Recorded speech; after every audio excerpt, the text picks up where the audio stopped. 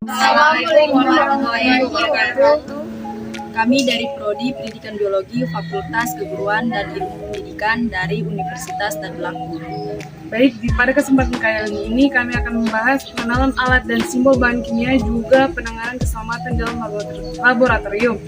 Video kali ini kami buat bertujuan untuk memenuhi tugas ujian tengah semester mata kuliah teknik laboratorium oleh dosen pengampu Ibu Yulia Windarsi SPD MPD.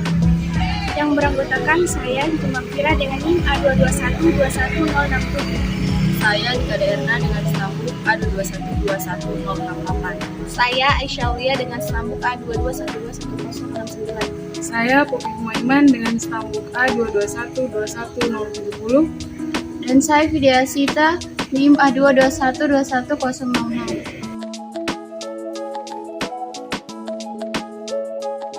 Baik, saya Nika Erna akan menjelaskan tentang alat-alat gelas. Alat-alat laboratorium yang terbuat dari gelas atau bahan gelas yaitu sebagai berikut. Yang pertama ada gelas beker. Fungsi gelas beker yaitu sebagai tempat mereaksikan bahan, tempat menampung bahan kimia berupa larutan, padatan, pasta, ataupun tepung, sebagai tempat melarutkan bahan dan tempat memanaskan bahan.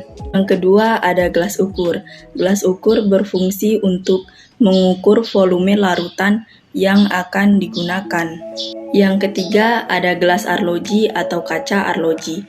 Gelas arloji berfungsi sebagai penutup gelas kimia saat memanaskan sampel, wadah saat menimbang bahan kimia, maupun tempat untuk mengeringkan padatan dalam desikator.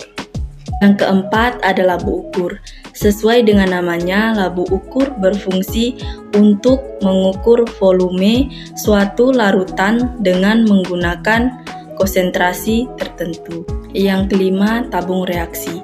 Tabung reaksi berfungsi untuk mereaksikan dua larutan bahan kimia atau lebih serta sebagai tempat mengembangbiakan mikroba dalam media cair. 6. Ada labu Erlenmeyer.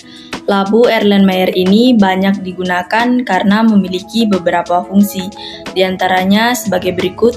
Yang pertama, berfungsi untuk mengukur serta mencampur bahan-bahan analisa.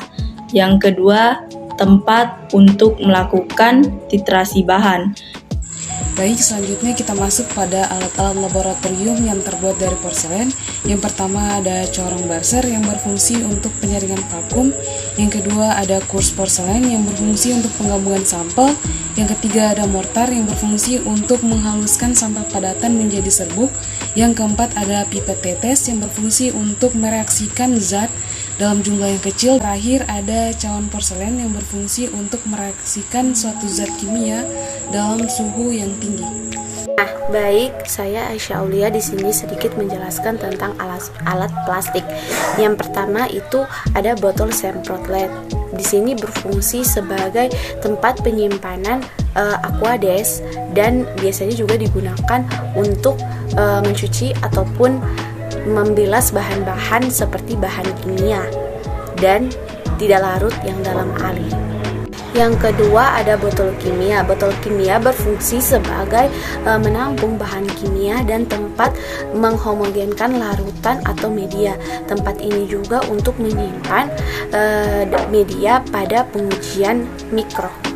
Yang ketiga ada bal pipet atau bal filter. Di sini berfungsi sebagai karet atau penghisap alat laboratorium kimia yang memindahkan untuk sejumlah volume larutan. Filler merupakan alat untuk menyedot larutan yang dapat dipasang dengan pangkal pipet ukut. Yang keempat ada pot sampel atau pot urin. Di sini disebut sebagai pot urin karena steril dapat disebut dengan urin kontainer, di mana ini berfungsi sebagai wadah untuk pasien yang ditujukan sebagai bahan pemeriksaan, sehingga pada laboratorium urin juga kontainer steril yang sangat dibutuhkan untuk dalam penelitian urin, terutama sangat dibutuhkan oleh laboratorium.